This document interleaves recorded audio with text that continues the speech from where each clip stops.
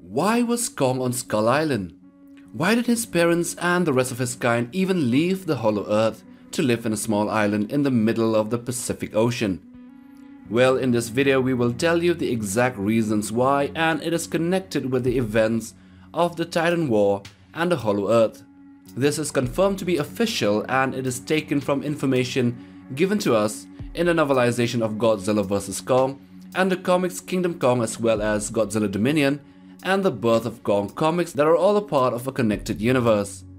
But before we head into the video, do subscribe to be a part of MindQ family. So let's get this thing started.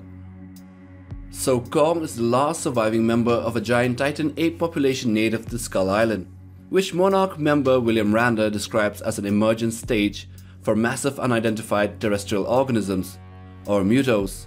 Kong's species successfully drove the skull crawlers underground, but all of them except for Kong himself was killed. Skull Island: The Birth of Kong, the official prequel comics to Kong Skull Island the movie, features in-depth flashbacks of Kong's ancestors and Kong's birth. Kong's species had been living on Skull Island for hundreds or even thousands of years and were mortal rivals of the skull crawlers, according to the glimpses into the past. But how did they come to the island from the Hollow Earth, and what even led them into exile? In the movie, during the story arc that leads them to the Hollow Earth, Kong's genetic memory finally leads them to his home. Kong and the humans come across a massive temple dedicated to Kong's people, similar to the Hall of Kings but for colossal apes. Within a huge chamber of ramps and archways surrounding a gigantic throne, a ring of distinctly technological pillars was found, and there was also various artwork and also a statue. In it, there is a semi-complex puzzle made of axes and other tools made of Godzilla scales surrounding the throne, and this fires up an ancient energy source. Kong senses that he's finally home, and thanks to a combination of instinct and the fact that this is the first chair of his size he's ever seen.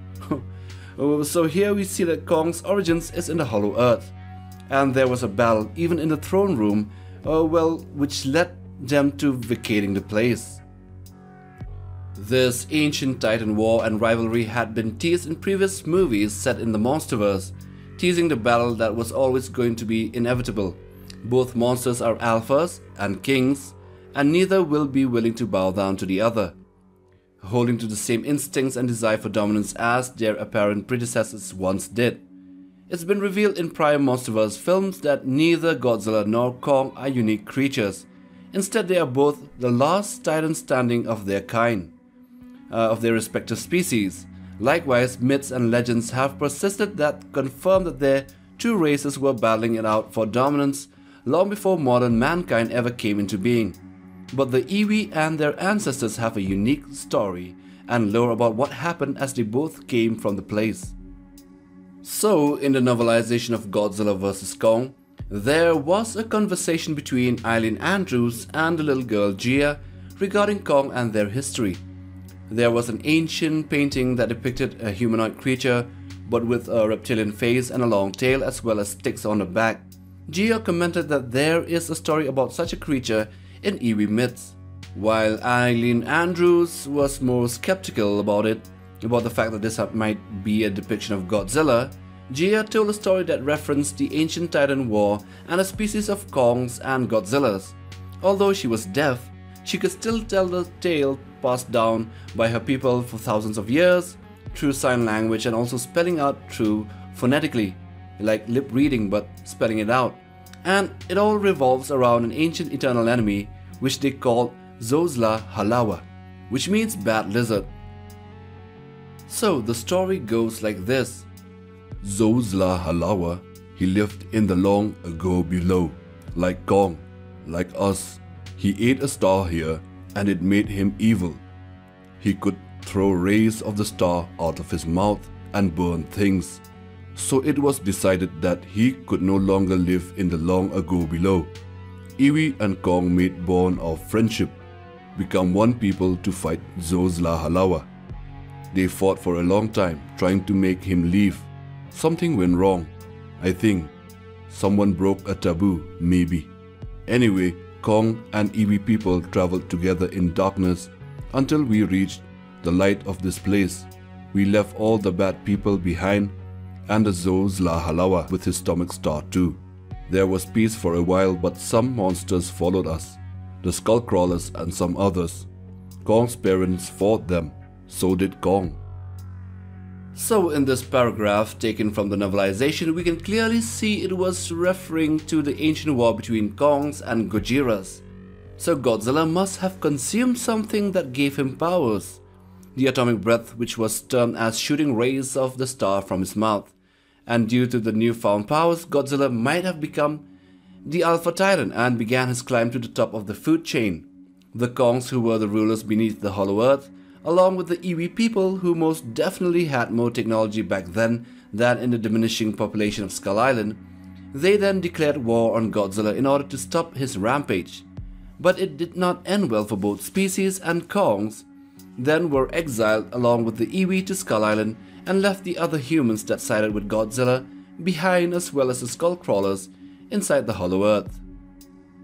So let's go to Godzilla Dominion, the comics. The tie-in comics to Godzilla vs. Kong, kind of like a prequel to the action movie. The Big G had to save quite a number of titans from other titans as well as from humans, and also fought others to establish his dominance. But at the end, after fighting Titanus Tiamat, he went to his new spot to rest and feed off of the radiation there. Godzilla ventured deeper into the caverns, where he comes across one of his old lairs, which was a favorite spot of his, let's say that, which had portraits of him and his worshippers adorning the walls. However, something is different. His opponent, on the other hand, was not the same. There was another here before Tiamat. Godzilla sees the skull of a member of Kong's species and recognizes it as belonging to his rival, which means the ancient rivalry never ended and Godzilla was still searching for the Kongs. So in Kingdom Kong, however, another tie-in comics, there was a vortex deep inside a cave that was miles from the surface, and kind of like the same one we see in the movie when the group along with Kong were traveling to the Hollow Earth.